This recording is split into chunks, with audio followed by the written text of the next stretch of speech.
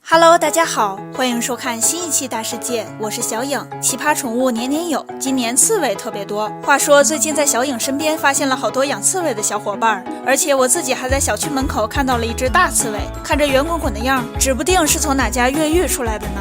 要说这刺猬啊，也确实可爱，呆萌的表情，胖胖的身躯，既不拆家也不乱叫，这可比二哈乖多了。但是啊，刺猬中也有异类，下面这堆小家伙就不知道是天生犯二，还是后天不认妈，他们竟然成群结队的吃起了猫奶。刺猬呀，你让猫咋想？难道本喵生出的孩子基因突变了，好好的猫毛变成了这副德行？还是说我和隔壁老刺猬的奸情暴露了？虽然猫咪表情一脸嫌弃，但是它依然没有阻止小刺猬们吃奶，不知道这是母爱泛滥呀，还是害怕扎手。再看这帮小刺猬们吃的那是一个香，难道你们就没发现味道不一样？我想刺猬的内心肯定在想，管它呢，有奶就是娘。吃完饭还在那儿搔搔痒，看来这是真的把猫窝当家了。估计这只猫的后半生也将是绝望的，谁让自己摊上了一帮刺猬崽子呢？对于猫咪这么好奇的动物来说，不去挑逗小刺猬也算是奇葩了。如果换成别的猫，估计早就把它们当成大耗子抓起来了吧。就像下面这只猫，如果不是有主人在旁边，小刺猬肯定早就变成它的盘中餐了。真的难以想象猫和刺猬是怎么共存的。